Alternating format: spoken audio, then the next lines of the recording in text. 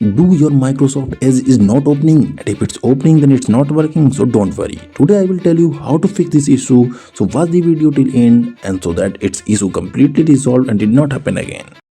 Number one issue is if your Microsoft Edge is not opening. So what we have to do, go to start button and do a right click on the setting and go to app and then click on install apps and search Edge.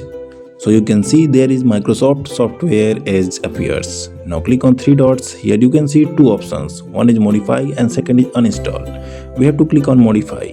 Now a window will pop up and finally click on repair and it will start repairing, and this will actually fix your Microsoft Edge not opening issue. In case it does not work, try to update your Windows to the latest version.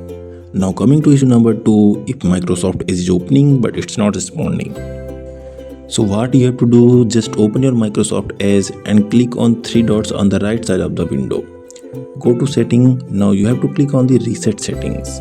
Now click on restore setting to their default value and click on reset and it will immediately start resetting. Once this is done, now you can open your Microsoft Edge and it will works absolutely fine. There will not be any more issue. I hope this video fixed your issue, and if did, please let me know in the comment section below. If this video is informative, subscribe to my channel. See you in the next video.